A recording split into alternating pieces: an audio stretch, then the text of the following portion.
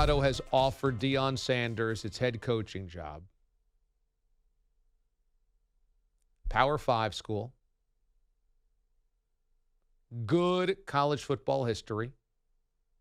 Plenty of NFL players played there, especially in the late 80s and 90s when they actually shared a national championship in 1990. Deion should not take that job. That will not be a popular stance from our very own Andrew Kaplan, a CU buff. It will not be a popular stance from Captain Jack Stern, also a CU buff. But it's the truth. Deion should not take that job. Deion is a look-at-me guy. Deion is truly one of the great egomaniacs, I think, in sports. But that has helped him coach Jackson State and turn Jackson State into an IT program and make HBCUs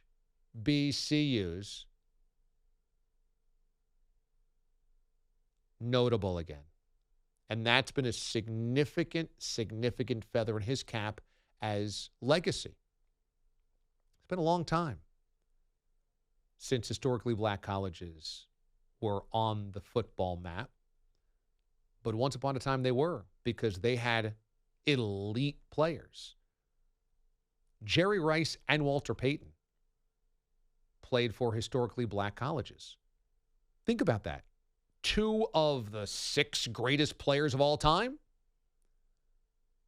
did not play at traditional college football programs. Not to mention a million others.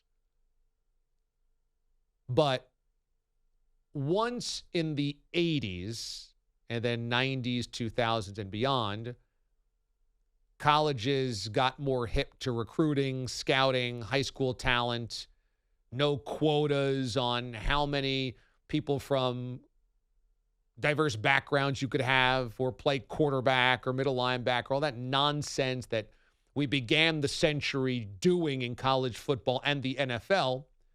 All of the best players then went to power programs. So for Deion to bring back attention to HBCUs has been an incredible step forward. It's been incredible for what he's accomplished. But he also can coach. He can recruit. He draws attention. Because he's a me guy, he's drawn a lot of attention to the program and to the league. And he can keep doing that until a better job comes up. Because I don't think the Deion charm or the Deion magic, the pixie dust that he has used at Jackson State is going anywhere. I think he can keep this thing rolling. They are undefeated. They had College Game Day at one of their games this year. He's kind of constantly in the news, and it's kind of amazing. My guess is out of the 90% of this listenership that knew Deion Sanders was the head coach at Jackson State, 5% of you have watched a Jackson State Deion Sanders game. So everybody knows he's there. Nobody actually watches, but it doesn't matter. His notoriety has floated that whole program, and within what they're doing, they're recruiting kids, and they're winning. They're 11-0, and they're getting notoriety, and it's what he was asked to do. He can just keep that train rolling. He's great at that. He's great at publicity, always was. Back at when he was Florida State and Neon Deion. Prime time. He's elite at drawing attention to himself and his causes. He can keep doing that. Colorado right now is the dregs of the Pac-12. And to me, why jump on that wagon when you'll get a better job offer? Maybe it's this offseason, maybe not. Some people wanted him for the Auburn job. But maybe it comes next season. But I don't think that train is slowing down in Jackson, Mississippi. I don't. I think as long as he is there, they're one of the best teams in the nation at that level and will continue to draw a lot of attention. And nobody a year from now who's interested in Deion wouldn't be interested any longer. If anything, the interest will grow. Because let's just say next year they're 8-3 instead of 11-0. Does that suddenly make you back off? Going, I don't know if he's really got the chops. No, it will just be another year of proof that he can run a program. Another year of proof that he actually can do the job.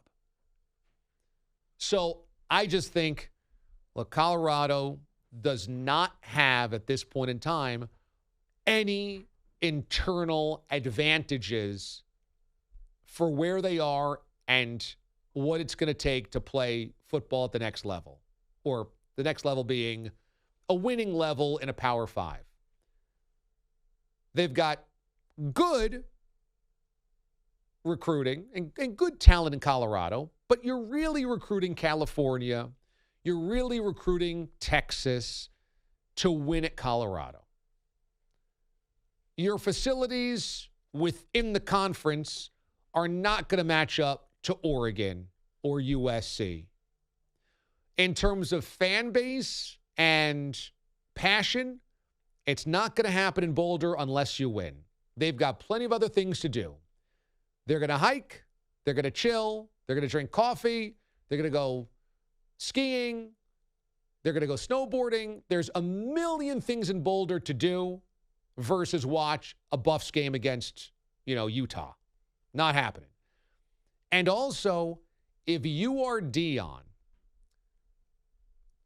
you want to be in a power conference where the money is coming in. You're already dealing at a school where resources are limited. He'll get an offer in the SEC at some point, in my estimation. I think he will. And if he doesn't get one in the SEC, he's going to get one in the state of Florida or Texas, where Deion Sanders, who in Florida, who if you're an FSU Noles fan, can just point to, look at my picture on the wall, can recruit far better than going to Colorado and trying to get kids to Boulder. And if you're in Texas, you throw a stone, you throw a football, and there's a 5-star kid walking home from school. He should hold out for a better job because there's a better job awaiting him. Now, I don't know if he'll be able to work at the next level. I don't know. He'd probably have to be Dabo, where cult of personality, high energy, notoriety just drives the program, and then he just hires really good assistant coaches to do everything else.